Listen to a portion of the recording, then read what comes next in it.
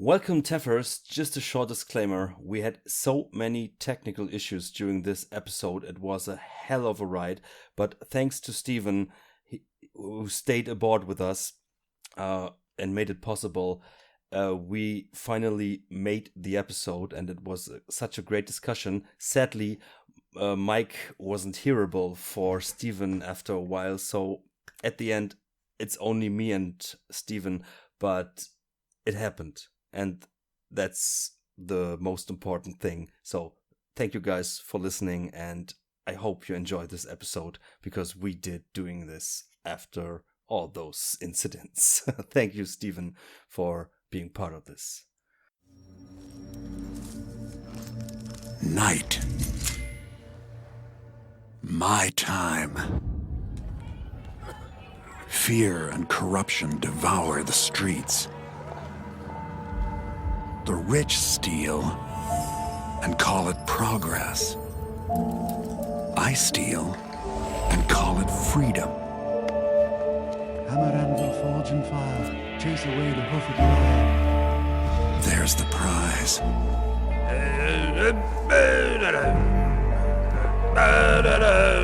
And so it begins. Seest thou my children, the children of Paris? Are they not obedient? Are they not swift? It's a throne room. How pretentious can you get? Garrett, thine end is near. Cease thy squirmings and pray for thy very soul. Yes. Hey, is anyone there? Over there, stand forth and declare thy name. Inside at last.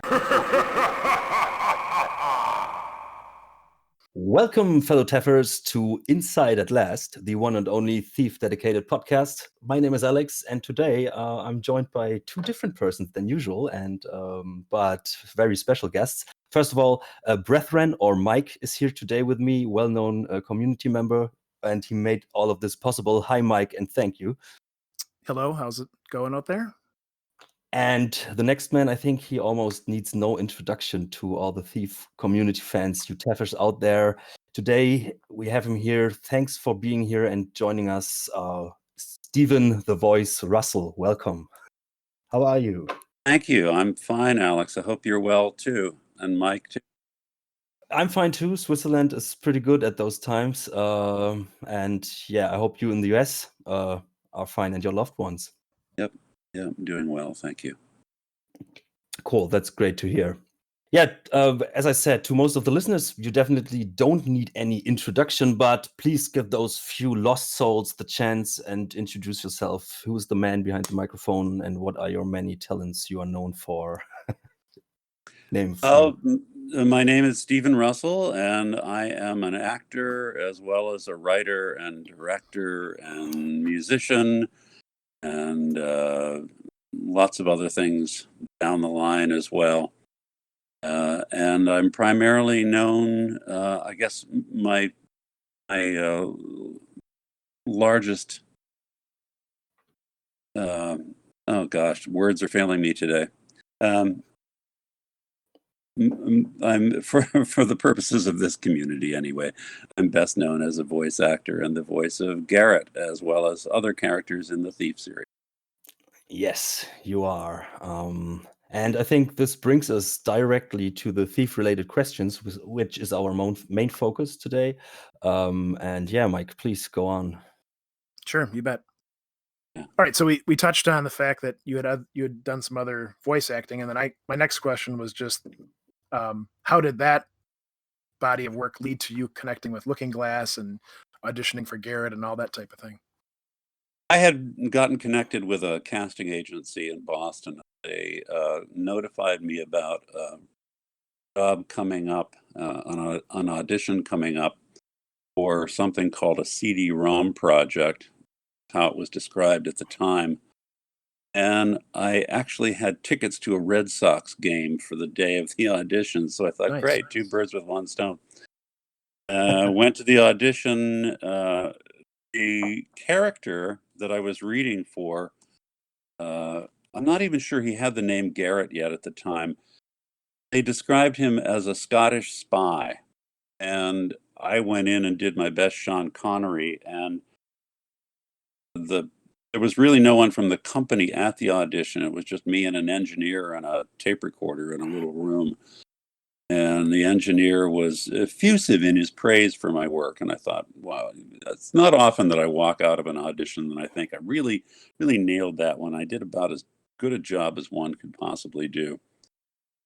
I've said before in relating this story, usually the turnaround time for a voiceover job between audition and finding out whether you got it or not is, at the time anyway, it was about 2 or 3 days, probably less now.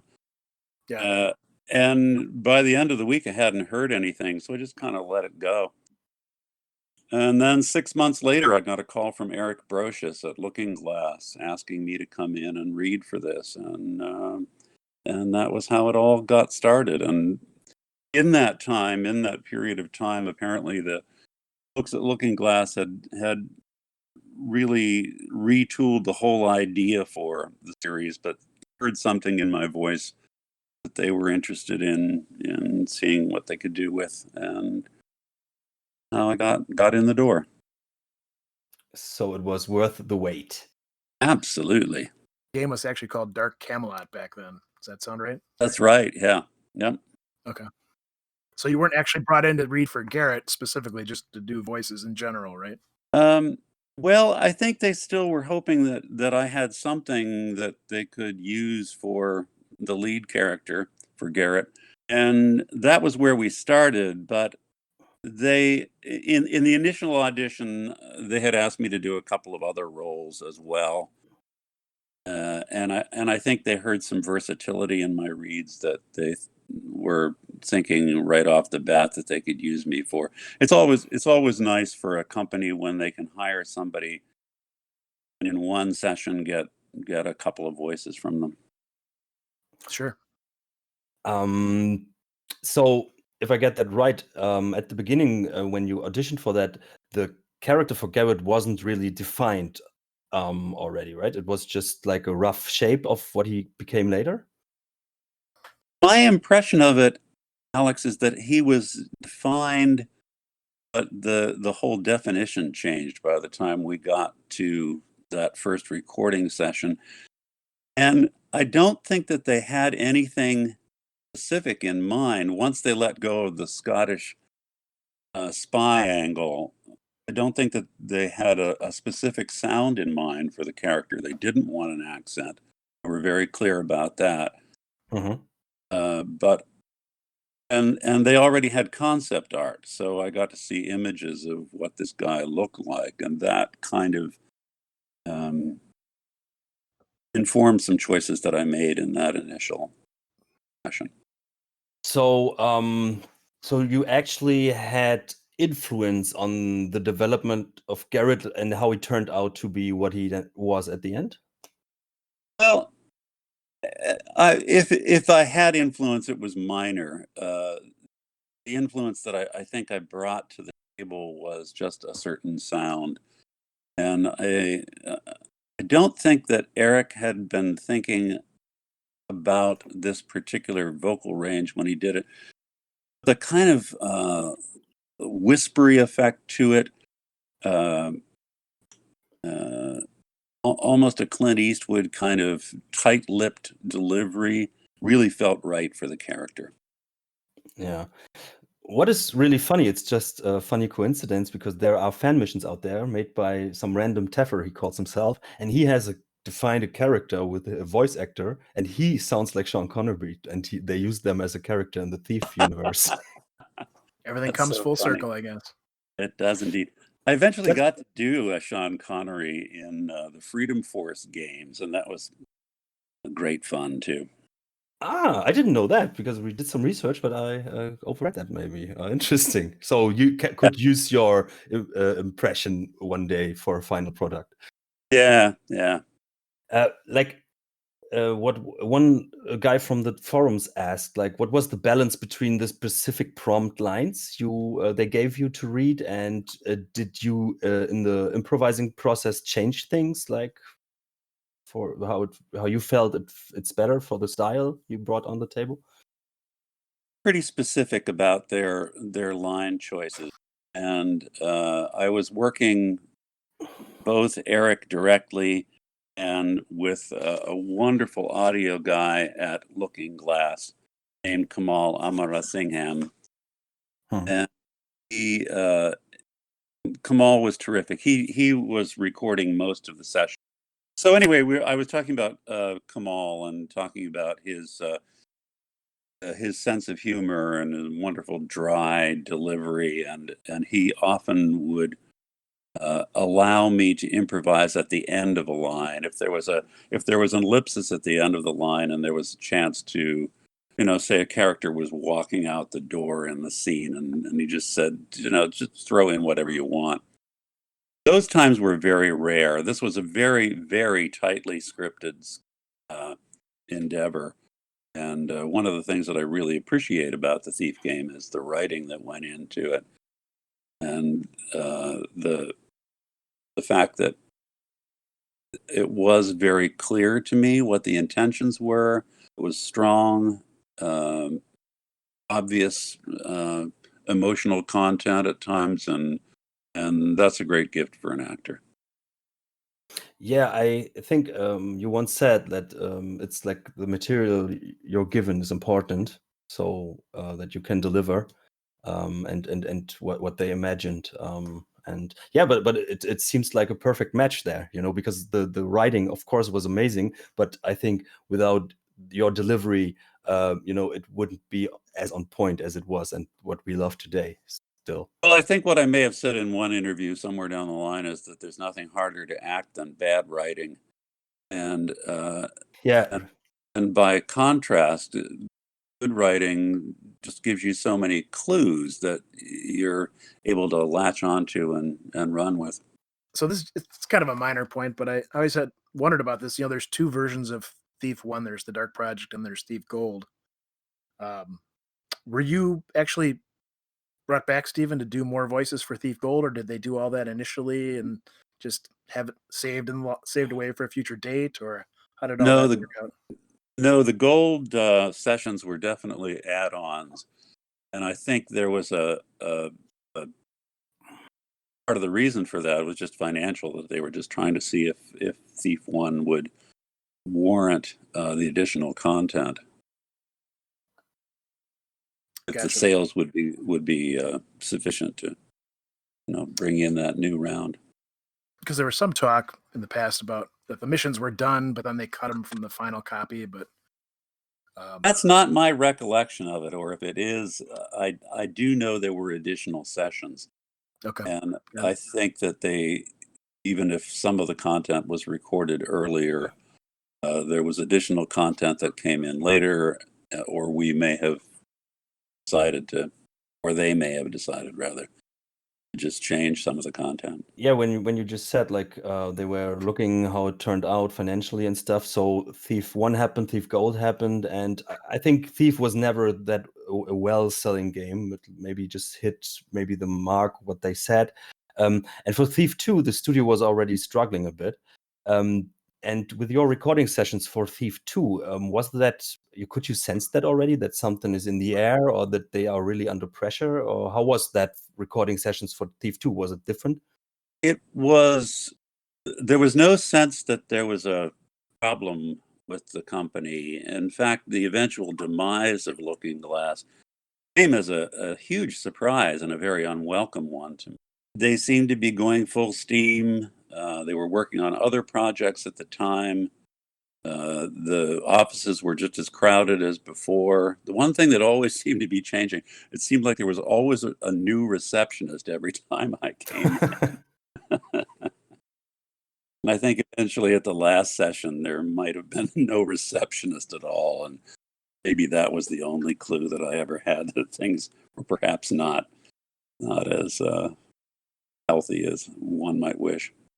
So, but the recording was in the same location where the studio was. Yeah, their offices and studios were in the same building in North Cambridge, just down the street from the Alewife Tea Stop, if you know the area at all, and in the Boston area. Okay. That's interesting. But we will come to that later, if things changed over the past 20 years. Hmm. I think our next question kind of dealt with specific characters. I mean, obviously you voiced Garrett, which is iconic, but some of your other characters were are pretty well known too, like Karis. Did you have any kind of specific inspiration for characters like that? That Yeah, and I've talked a little bit about this in other interviews too. The voice of Karis, Eric had sent me the scripts for that session in advance, as he often did. And I came up with this whispery, ghost like character, and was actually sort of proud of it because it was a place in my voice I'd never gone before. And on the day of the session, I did it for him, and he said, "Well, that's interesting, but we already have somebody in the game doing something like that. What else have you got?" And I just kind of went through where I could go with accents and range, all the tricks that you try out when you're trying to come up with a new voice. And eventually, and none of them seemed to be really right or seemed to be working. And I started thinking about this character that a friend of mine named Ralph School did, that he called the man with too many fat globules. And it was just, it's a very, you have to sort of puff out your cheeks, and it's very much from the back of the throat. So it's kind of back like that. If that's the man, you can almost hear the fat in his voice. And Yeah. and I did that for Eric, and he said, "Well, that's really interesting. What if he was the man with too many fat globules and anger management issues?" And that kind of led to Karis. And it was a really, really fun voice to do, especially when we would get into his anger management issues at full throttle. And the thing that always kind of surprised me is I have always had this image in my head of what the man with too many fat globules looks like. And it is not at all what Karis looks like. So, and I Yeah. don't think we had concept art for the character at the time, or I don't remember seeing it. Yeah, but you nailed it. I think the Karis voice is such an iconic voice for the arch enemy. Yeah, And you don't forget that. that's great. It's stuck to your head. And thank you for your little impression, by the way. That was that was something. Yeah, we Yeah, vowed to not ask you to perform, so we're glad you just did it for us anyway. Oh, yeah, well, it's hard to stop me from performing at times. That's the actor's So, disease. so what about other characters like? I mean, I'm sure you're aware of this, but Benny's kind of a fan favorite. Yeah, and Benny, I had been reading to my son at that time, and I think I came up with what was essentially Benny voice for an orc. So we had been reading The Hobbit, and so it was easy to transition from an orc to that Benny voice. But again, a lot of what people love about Benny, and I love him too, is just it's in the writing. He's so yeah, funny, and it's one of those many times in the studio when I'm a cheap laugh, I'll tell you. And some of those lines I read for the first time and just cracked up and ruined the take. I personally did some voice acting for a project that is in the works among the fans, and I had a Thug I played, and I thought it was the most fun to do those goofy characters. How It was that is. with you? And no, it's great fun because I think about, I think sometimes about actors like Brad Pitt or Robert Redford or something who have to be handsome and heroic and fairly normal. And what a thankless job that is. And how it's so much more fun to be an over the top villain or character who has a strange way of talking. It's just more enjoyable. Yeah, and you get some charismatic side out of that, and it's yeah, it's a great feeling to do those. It's fun. Yeah, I can relate to that Yeah. in my little experience. So that said, I have to hit you up with one last one. Everybody loves Raoul too. Where did that come from? Oh, Raoul. Oh, yeah. God, I don't know. I feel like I knew that guy. When I read that script, I went, oh, yeah, I know that guy. And this is what he sounds like. Yeah, I don't know what the inspiration was, but that was actually one of the easiest voices to come up with right on, that was, I'm pretty sure that Eric just kind of added that to a session, said, how about this guy? What do you think you could do with him? And I had him right away, if that's not too immodest to say, but it was just something about the writing that instantly suggested. I think he was based on another actor, friend, honestly, who was a bit full of himself, shall we say. Sure. So yeah, my next question you basically answered already. Like, but still, do you when you get like the scripts early and stuff, and as you said, like you prepare and you have a voice in your head, but is there no audition before, like when they send you the stuff, and then you're like, hey, this is my idea for it. You just come into the studio and then like, and it's a like 50% chance that they love it or not. Like as you said, like with Karis was different, and how do you prepare, and how often does that turn out totally differently? I was very fortunate in my introduction to this work to land at a job with this particular company, with Looking Glass, because I feel like there was this atmosphere of creativity and exploration and improvisation in that company that was kind of an anything goes approach, and they, for whatever reason, got to trust me fairly early on and would ask me to do these kinds of things where I was given a new character and asked to come up with a voice, and often with very, very little notice. They were good about sending out the scripts beforehand, so I had a little chance to at least mark things up and get some ideas about where I wanted to go with things. But then there would also be those sessions where we might have an extra hour. We'd blown through all the script that they had ready, and they would say, we have this other character, do you want to give it a try? And 9 times out of 10, I was able to bring something to the table that they were then able to use. So that was really nice. And my experience with other companies has been somewhat similar. I have to say that I do audition for things. I still audition for things regularly. And there are times when I don't get things, but often I'm employed to land a character, and perhaps the character has changed in the conceptualization, and we're able to come up with something new in the studio. And immodestly, I guess that's why I keep getting hired, is a certain ability to do that.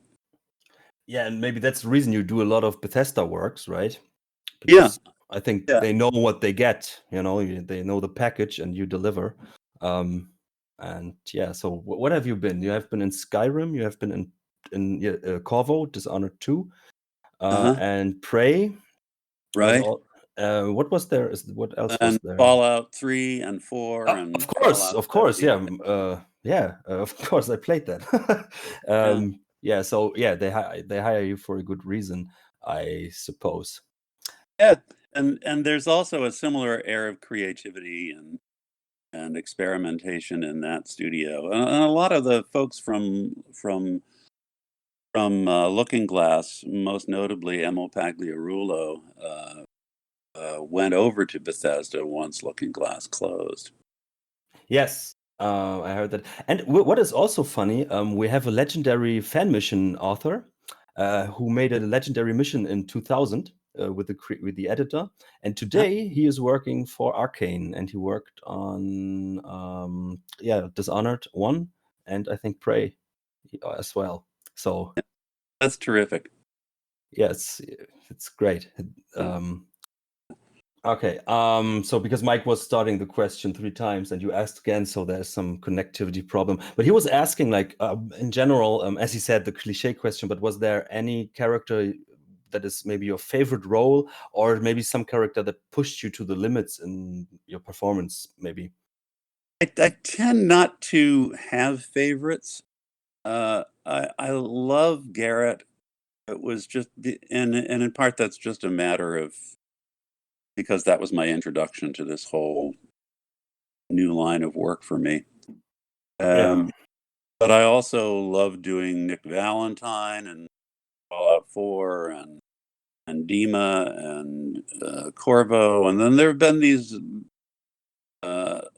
smaller characters or supporting characters that I've done over the years that I have had so much fun doing. Love doing Codsworth. Honestly, guys, I love the work. It's so much fun, and I get to work with these really smart, intelligent, creative people creating new worlds, and we're all involved. I think at the very beginning you asked about, or you wanted me to give an introduction to just myself and my work, and I think that part of what all my work has been about throughout my life is telling stories. And to be involved in this relatively new medium, telling stories that people can actually be part of that story is really exciting. It's really, really fun. And I feel very privileged that I've gotten to do this. It's great to hear that you really have so much commitment and love for your work, but I think otherwise you wouldn't do so much and put all the energy into that. I have one question when you just mentioned Corvo. Corvo and Garrett's voice are pretty similar, I might say. Yes, they are. Like when I played Dishonored 2, I wasn't prepared that you are the voice actor for him. So I was like, oh, this is my Garrett. And of course it was a bit uncanny, like it felt a bit strange. Of course, the voice is a bit different. I think, you put a bit more pain into the performance, like because he is a little broken character. But was that a choice? Like when they showed you the concept of Corvo, was there like your intuition, like, oh yeah, maybe I should go with the Garrett-like thing, or was it just a coincidence? I think that it was a combination of the two. I think it was there was some trial and error. There was some work done in the studio and landing that character. I think they were kind of looking for a Garrett-like voice, but also didn't want to say just do Garrett. Yes, of course. So it landed there eventually, and I'm really glad that it did, because it was a nice opportunity to visit that range and that voice again, and yet have it inform a different character, because Corvo is certainly not the same person as Garrett. I think he's a much his if there's a difference between the two voices, and I tried to bring this into it a little bit, I think it's in the physical presence. Corvo is a much larger, I think I think of Garrett as being slight, being able to hide in the shadows, and I don't think that would necessarily be one of Corvo's strengths. Yeah, he can. The gameplay is kind of similar. It's like a stealth game, but yeah, there are differences a lot, and the world is different. And I think Corvo is way more serious. Like Garrett always had that little sarcastic tone, and which suited his character. And I think that made the difference. Yeah, both... Corvo doesn't have that dry sense of humor that Garrett Yeah. has. He's pretty straightforward. I love that world too that they built for Dishonored too. I just love the look of the thing, that Mediterranean climate. It was just so beautifully rendered. Yeah, it's art. It's a piece of art. Like sometimes you're sitting there and like, yeah, this looks really amazing and great that they've chosen you. But still, it was at the beginning it was uncanny for me. I was like, no, this is Garrett, but great job. One of my favorite painters is the Venetian painter Canaletto, and there was just so much Canaletto in that artwork, and it was really Yeah. fun when I finally got to see it. Then when we just have like Garrett and Corvo, like this is a newer work from you, and Garrett is like your first. Like, what is different, or what is there any difference how things are? The working process is today in like recording sessions. Like, is it maybe more professional, or was it a bit more improvised and familiar back in the days, or is there any difference? How was your experience with that? It is different. It's quite different. There are often I'm recording now in proper recording studios, whereas in the early days at Looking Glass and also at Irrational, it was often just in a spare room in an office suite or in an Irrational. I think we recorded a lot of things at either in a conference room in those offices, or a lot of them were recorded at Eric Brocious' house. Every now and again, I'm still working in somebody's closet / recording vocal booth, and their cat is pawing at the door trying to get in. By and large, these days, it's in a proper recording studio and with state-of-the-art equipment and perfectly soundproofed booths, and that's kind of fun too. At the end of the day, it's the scripts are pretty much the same, though sometimes I'm not given a paper script anymore. It's just on a screen. And it's just me in a booth and an engineer on the other side trying to pretend like I'm having a conversation with somebody who I can't see.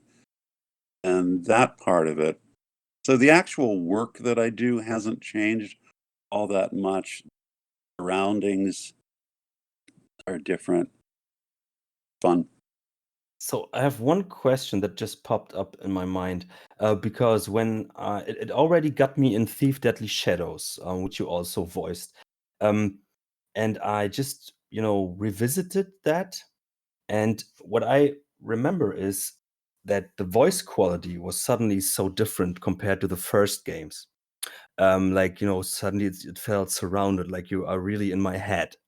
And Thief, the Garrett from the old games, is a bit more, like limited in quality, I would say, like from the audio quality. Is that? Do you think is that a technical aspect from the recording, or maybe in the process later when they scramble all the files together? I'm sorry. Are you talking about Thief 3 as opposed to 1 and 2? Yes, right. Yeah. Yeah, that was by that time Looking Glass had closed, so we did almost all that recording at Eric Brocious' house. And Okay. he had at the time a nice studio and was able to certainly do a lot of things there, but there were I don't remember too much about the circumstances. I do remember that he had a new baby at the time, and occasionally we could hear the baby downstairs. And there were trucks that would go by, and if it was a warm day and he had the window open, I would stop and say, "Could you hear that?" And he would say, "No, it's fine. Go ahead." And, so I'm sure there was some post-recording work that was done to clean up those recordings. I don't remember consciously changing my performances at all for those sessions. No, but there is a clear difference, and Garrett from Thief Deadly Shadows, Thief 3, is so different on your brain, so more intense. But you just realize that when you play it, actually, and played Thief 1 and 2 before. Yeah, did some voice work for the new Thief game as well, right? Because there is a teaser trailer out there which is starring you. How did the whole situation evolve? How far did you get in that process? And yeah, could you tell us a reason why you haven't been Garrett for the new installment of Thief? We had done some preliminary recording work when that franchise was picked up by the company in Montreal. And I was actually really enjoying the work. It was great fun working with the audio director, and Rihanna Pratchett was actually honing in for some of those sessions too. And we had done at least 2 full sessions, I think, for Thief 4. And then things started getting pushed back. Timelines changed. Then they called me to come to an audition in Montreal, which I was happy to do. Yeah. And I think that was when I first heard this idea that they were planning on going with motion capture. And they wanted to have whoever played Garrett do this very physical stuff. And we did a test recording session just in a recording studio in Montreal. And I thought it went fairly well. I did my usual Garrett. And then that was in January of whatever year that was. And then in September, at some point along the line, I got an email from the audio director saying that he had left the project. He was no longer with it. And that was, I think, around May or June, which kind of gave me a heads up that there might be something, that there were changes. Yeah. And actually the meeting in Montreal hadn't gone as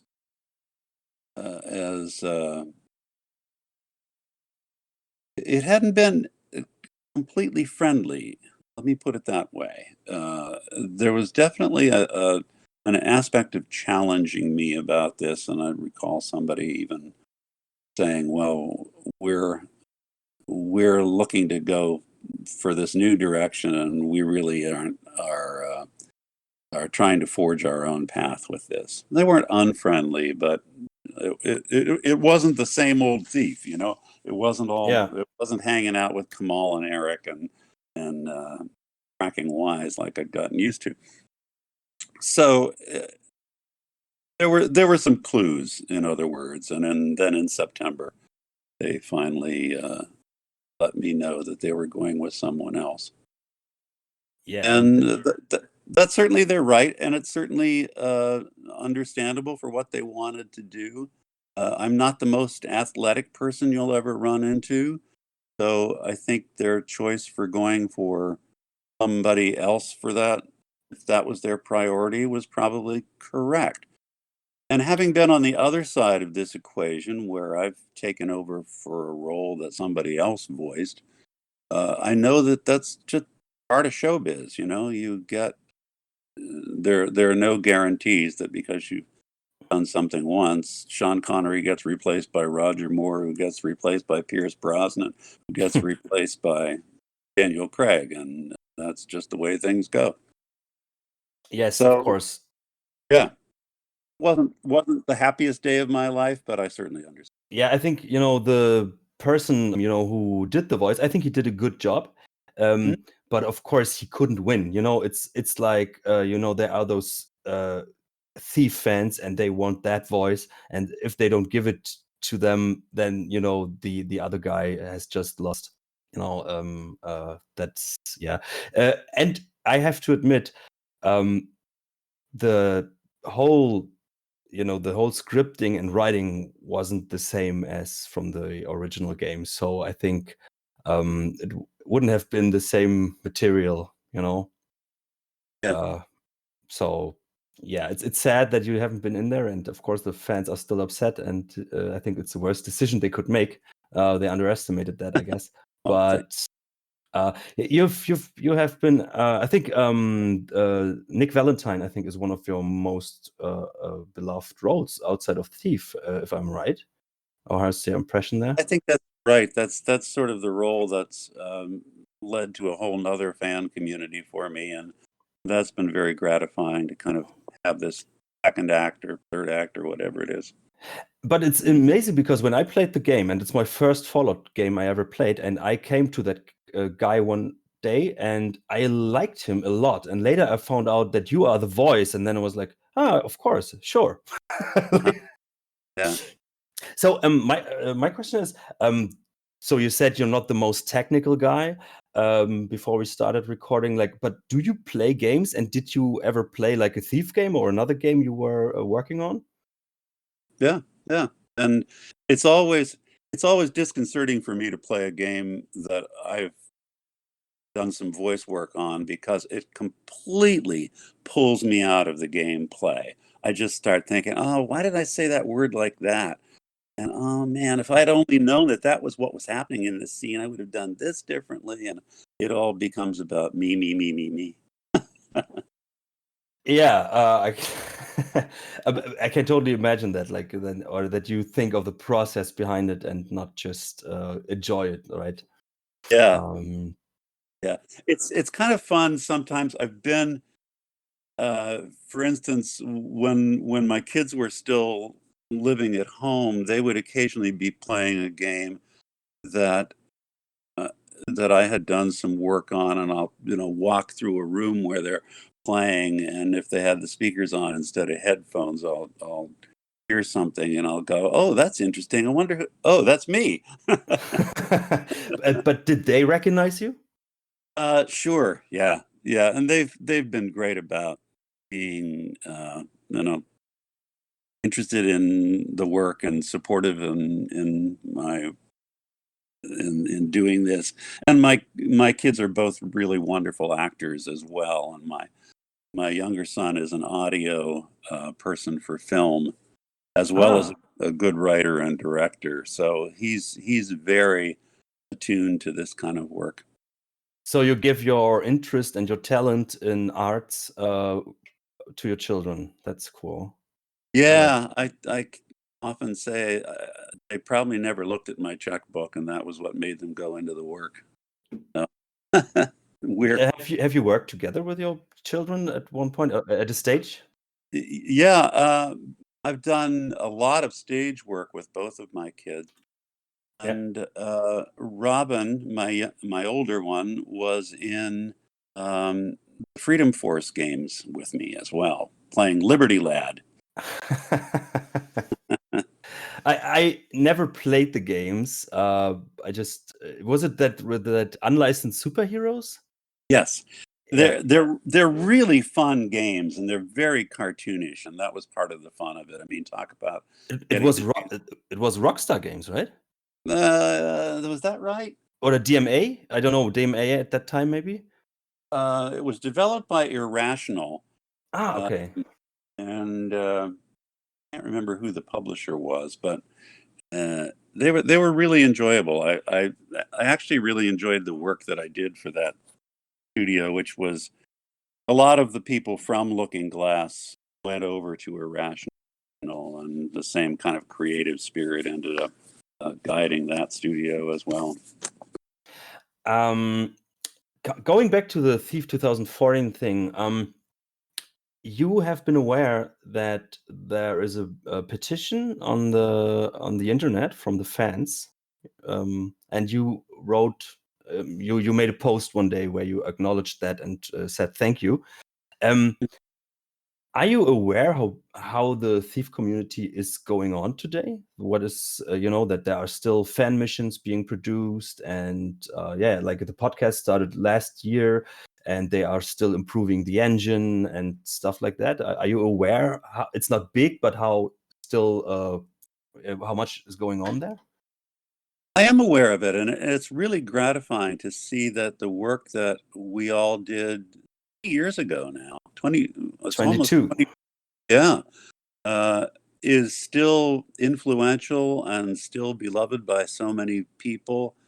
I don't know of too many other franchises that have had this kind of trajectory of being of starting out in this small way with a group of enthusiasts and being really not commercially successful at all, or marginally commercially successful, and yet having their having the work be so influential and so beloved and part of a community that's continued in spite of that early lack of success. Yeah, I think yeah, it's amazing. You know, I was 11 when I played the first game, and of course with the German version, so I came to Your Voice later. But yeah, it's they still loving the original content. You know, they still defend it, and you can imagine that your voice, your lines have been mixed up to different sentences sometimes. You know, for a new mission they created, and yeah, there's a lot of things going on still. Yeah, it's great. It's great. Yeah, so we are through with our general thief-related questions. My question is, how much time do you have left? So just for an orientation for me. Oh, I'm fine. Let's get through all our questions. You're so generous. That's amazing. No problem. I was guessing that from the interviews that you're really chilled out man. But yeah, you're really, it's amazing. There was one question from the forums, from the TTLG, through the Looking Glass page. Was there a particular radio or TV show or a movie that captured your imagination when you were a child? Because he was asking, but you already told that the Karis voice maybe was inspired by that character. So you already answered that, but he couldn't come up with the TV show he remembered, and he was wondering if you maybe remember it, like from the 70s or something. That was his question. Maybe we can help him. I'm sorry, I'm not following your question, Alex. There was someone on the forums who was asking, because he remembers a character from a radio or TV show from the 70s or something, and which is pretty close to Karis. Of course, you already answered the Karis question, how it came to that, but maybe you can help him, like, because he wants to remember the show. Maybe you, in your head. Well, I know that people have compared Karis's voice to a cartoon character named Droopy Dog. And I don't ever recall seeing Droopy Dog, and it was certainly not. Inspiration was definitely in that character that my friend Ralph came up with. But in terms of other TV shows or movies that captured my imagination, I went to the movies a lot as a kid. Every Saturday I would be there, and Bad Things, you know, Chunk and otherwise, and I was pretty omnivorous. So I'm sure a lot of it was grist to the mill. I also, and I've talked about this in at least one other interview, we had, when I was growing up, I missed I missed the days of radio drama that were, you know, big in the 1930s and the 1940s and into the early 50s in the United States. So that never entered into my thinking. But we did have some early audio books, and I loved listening to those, and I was particularly fascinated by stories where one narrator would play all the characters and how he would change his voice to make all those characters. And that was a big influence on me. I also got fascinated early on with listening to dialects and and the idea that you could determine where someone was from just by listening to their speech patterns.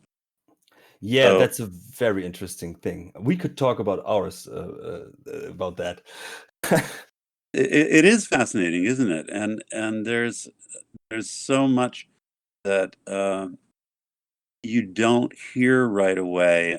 And I'm sure a Swiss accent sounds very different from an Austrian accent. Sounds very different from somebody from Hamburg, say. And Yes. and I wouldn't hear those subtleties, but of course you would. And it's No, you would see a difference or hear a difference between German and Swiss German, because that is a huge difference. Really. You know, a German would say like Guten Tag, hier bin ich. And a Swiss German would say, Grüezi wohl, da bin ich. okay. So it's a huge I can't hear difference. that. Yeah. But one thing, did you know, I just told Mike that today, that even animals have dialects? I did not know that, but it doesn't surprise me in the least. I certainly know. I mean, we've had cats all my life, Yeah. and I, you know, no two cats sound the same. I can tell, you know, in times that we've had 3 cats, I know which one's crying and which one's. It doesn't surprise me in the least. Yeah. So you are a very, very interested man, and I think you've read a lot, right? I tend to read a lot, yeah. I'm curious about a lot of things too. So I'm always.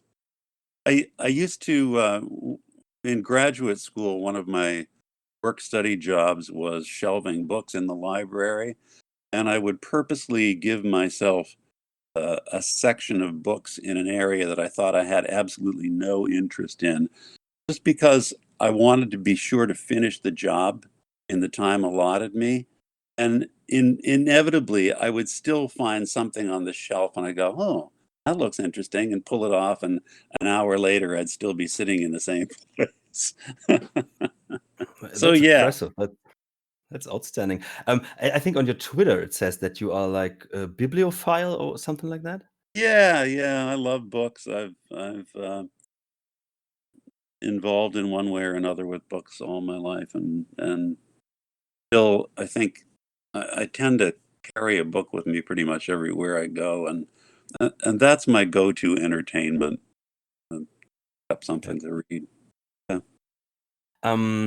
So since you are like, especially after Nick Valentine and Garrett, of course, have you ever been like recognized in public strictly by your voice or something like that? I don't think so. It's one of the kind of nice perks about this job. Yeah.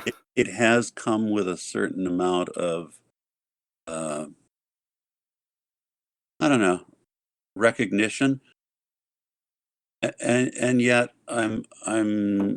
people don't bother me when I'm out walking around, or most of the people in the town where I live have no idea that I even do this work. That's yeah. Must be. Is it strange for you? No, it's because I think all of that. I think fame is pretty toxic, and have it's nice when your work is recognized, and I really like that. You know, like doing what we're doing right now, talking about the work and your appreciation for the work is because I know that it comes from a very genuine place of wanting to know about the product that you like. Yeah.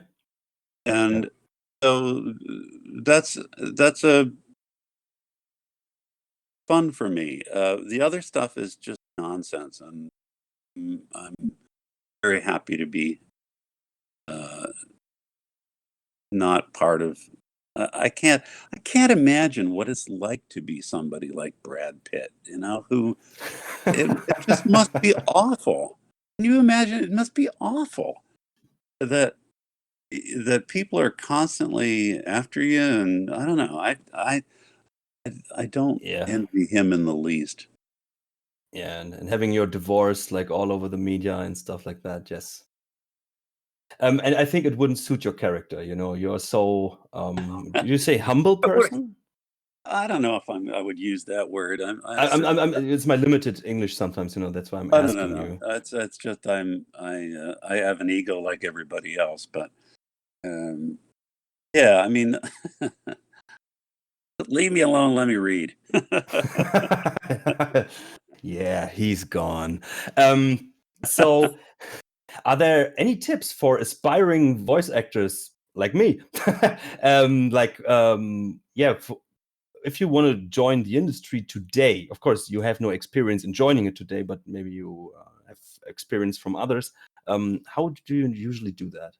Well, and that for me is the biggest stumbling block in trying to answer that question, because I started doing this 22, 23 years ago. I think it was 1996 that I did my first.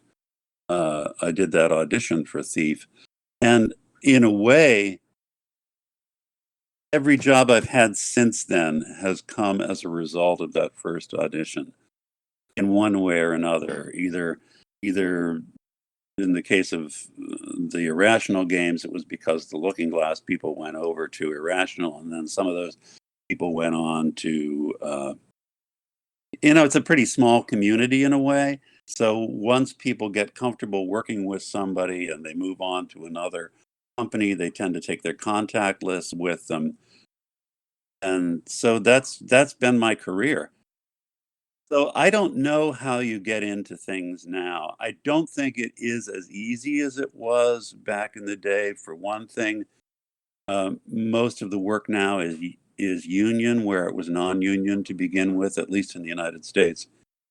And so there's a whole process in joining the union and getting experience.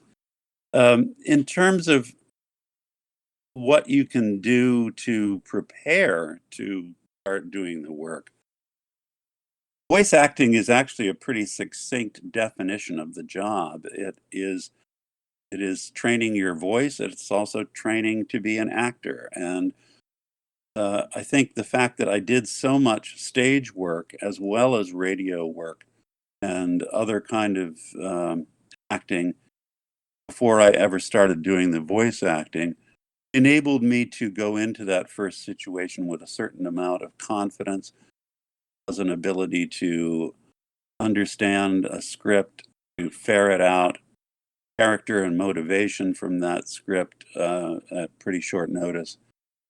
And then the experience of working with my voice in radio and in as a singer also enabled me to know what my voice was capable of, and take that knowledge into a situation where an Eric Brucius can say, "What else have you got?" and I could come up with 4 or 5 possibilities. So I think that there's anything that a person can do to train their voice, to work with a voice coach, or to get, I think singing experience is remarkably helpful. Sorry about that ding. I should have turned No off. problem. We had worse things today. Yeah. So singing experience, acting experience, both of those things are really helpful. It's in the United States too. It also tends to be an industry that's more and more concentrated in the major urban centers of Los Angeles and New York. Yeah. And I think I was also very fortunate to come into this at a time when there were a lot of small studios springing up in places like North Cambridge and Vancouver, and work was a little bit more widespread. Some of those studios still exist, but by and large, they're now going to Los Angeles or New York voice talent to cast these things. Yes, of course, it makes sense, to make it more central, for the companies. But Yeah, and I think there was a in the beginning, at least as I understand it, when voice work was not even considered all that essential to a game, there was a tendency to just grab a guy from the next desk and say, "You do this character." And yeah, I know. and now it's seen as more central to the gameplay, at least in some games anyway.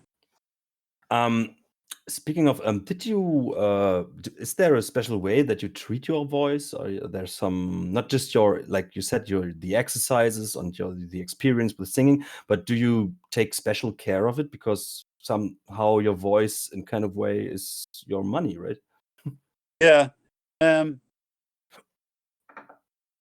I think there are things that I do unconsciously now just because I've been doing them for so long. But on the day of a session, I'm always careful to be well hydrated. As somebody told me years ago to bring along some sliced green apples, that they help with not only keeping your hunger under control because you don't want your stomach to be growling when you're in the booth, but they also help to kind of keep your throat open with the slightly astringent quality of the apple. Ah, Uh, that's interesting. yeah, I would. That's cool. I would try that. yeah, Um, and but nothing like honey or something like that, because I'm a musician, I'm a singer as well, but I used to like drink some honey extract or something like that before. Alex, I have to admit I hate honey. I Okay. I do like tea but caffeine can also work against you in the studio too. So I'm careful to not have too much coffee or tea on a day when I have to do a session. Okay. And but water is the main thing that I'm drinking in a studio just to keep things loose and liquid. Okay. So because I love honey, so Well, you can have mine. yeah, that's great. And you can have the coffee because I don't like coffee. Oh, okay, thanks. I think it's a fair change. So one, yeah, almost last question. Is there any worst voice acting experience you can share? Oh, I saw that question when you sent me the list of things that we might talk about, and I tried to rack my brains for worst experience, and honestly, I couldn't come up with one. I've had That some other pretty, that's good. pretty, yeah. I mean, my voice acting experiences have been generally really very favorable, very positive, and as I've said before, but it always bears repeating. I feel so fortunate to get to work with the people that produce these games because I'm in awe of the work that goes into them and the brilliant minds behind them. It's pretty remarkable. I already figured that your answer to the question will be like that after like let's say 20 minutes where you said like how much you love all your work and all your characters. So yeah, that's it's great, who can tell us or say that, hey, in my job I never had a really bad experience. So let's say like what you described in the Thief 2014 process, maybe that was your worst, but it wasn't even really bad. So lucky you. Yeah, I think there are circumstances like that um, are certainly not happy moments. But as for the work itself, once I'm in the studio, it's amazing how quickly the time goes by, and actually doing the work is great fun. How much time does it take, like for when you have a major role? Let's say Thief Deadly Shadows. When you say a session, how long is that, and how long is the whole process of your work Session then? A session is mandated by the union to be no more than 4 hours, and Ah, they usually try to, if a if you're booked for a session, it will go those full 4 hours. Yeah. Or sometimes I've been called in for things that they just don't have that much material. So after 2 hours, we'll be done. The nice thing is that you usually still get paid for the full 4 hours, and so that's how that's a day anyway. And then we tend to record things for a character that is a lead character, has a major role, or a lot of lines in 3-day chunks. So there might be 3 days back to back, or they'll often divide it up in 2 days and a day off, and then the third day. Hmm. And then I might not have another session again for 4 months, or sometimes even half a year. But isn't that counterproductive? Because I think, like, especially in my experience, like if I do a song and I maybe say in the studio, I do like the first two, and now I'm lacking the word, but you know what I mean, like the first two vocal lines, I do it in one session, and then 1 month later, I come back to do the third one, but my voice might sound a bit different that day. Isn't that an issue? It's part of the challenge, certainly, and I'm fortunate that they often send me reference tracks before a session when I'm working on a character that I've done before, and they'll certainly have those in the studio to refer to. So, for example, the Dishonored 2 sessions, I seem to recall that we had a lot of downtime in between sessions for that, and I think that there were 6 months typically, and then going back in, it was we would spend the first 20 minutes or so just going over the old stuff and making sure that the match was correct again. There have also been times when it just takes a while to get back to a place, and I'll know this physically. I'll start out a session and feel like, yeah, this is close, but something's not exactly right. And then maybe by the second page, I can feel that I'm back in that place in my throat where that character lives. And then maybe we'll continue the session and go back and re-record the first handful of lines once we're all warmed up again. So I can imagine that your reference line is "It's a long way down," right? That might have been one of them. Yeah. Because there's a video like that shows all of your 4 or 5 moments where you said it's a long way down, and then it's a long way up, and then what's the next game? It's a long way down, and then Corvo said the same. It's nice, those reference. Did you even know that there is an Easter egg in Dishonored 1 that references the Keeper's training from the first Thief game? I did not know that, or I'd forgotten it anyway. No, but there is in Dishonored 1. But you didn't work on that game, or didn't you? Well, I actually did. But I did some work on Dishonored 1 in a very early version of it, and then that work was replaced. That was another phone call that wasn't particularly pleasant to get. But they decided to go with a lot of Hollywood talent, a lot of name voices for the first one. And so for like advertising it, or what? Yep. Yeah, I guess so. But you don't take that personal, I think. No, of course not. It's that showbiz. Yeah. Yeah. Yes, Stephen. I think we are at the end at the moment. I'm thanking you so much for doing this with us and going through the struggle to get this thing started. Oh, no. It's fun. my last question is like, is there any work you are currently doing? Is there any project you are working on at the moment, which you can talk about or not? I don't know, but are you doing some voice work in the near future or just right now? Well, there's nothing I can talk about at the moment. Okay. And in terms of the actual work I'm doing right now, this is early May of 2020 that we're recording this, so we're still very much in this worldwide COVID-19 pandemic, and work all over the globe has come to a pretty much of a standstill, and we're all, whatever our line of work, I think, waiting to see what happens next. Yeah, I think that's the status at the moment. You're right. So your last work was Z, right? That's right. Yeah. Yep.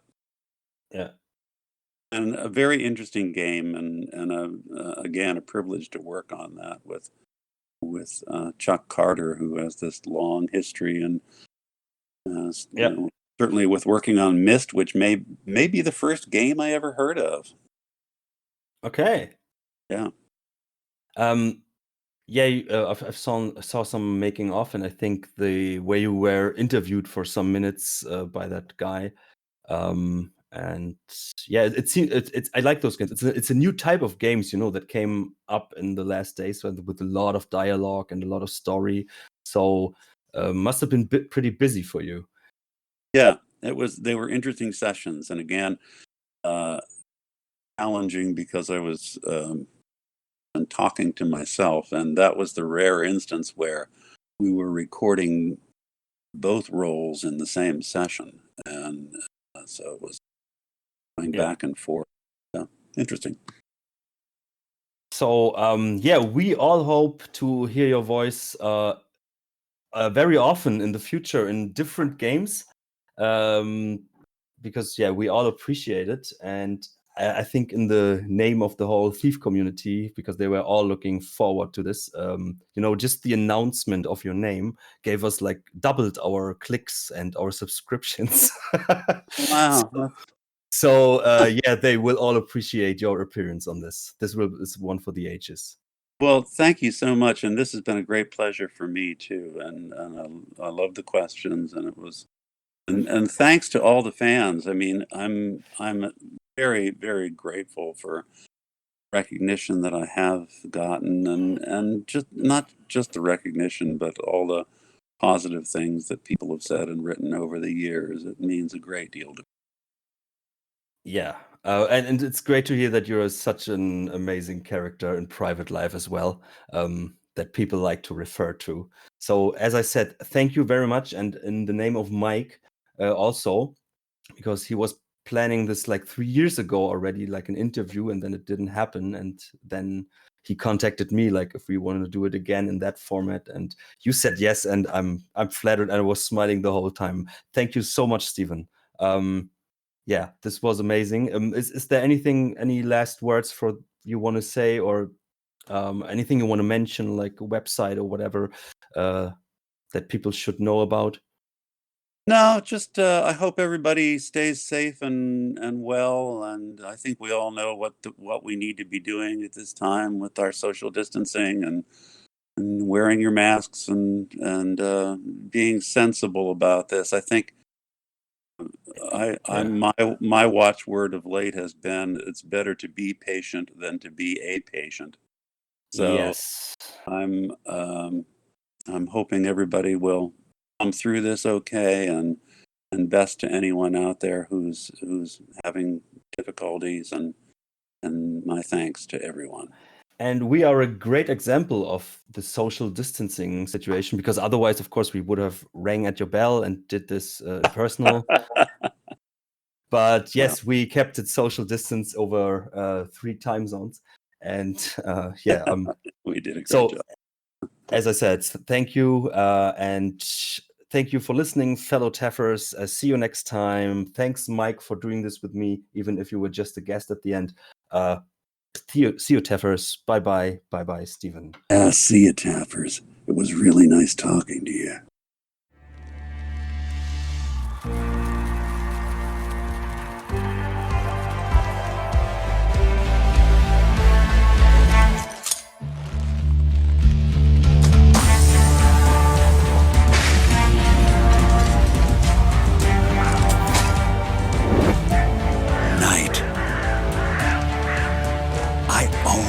sight. And what I don't own, I take.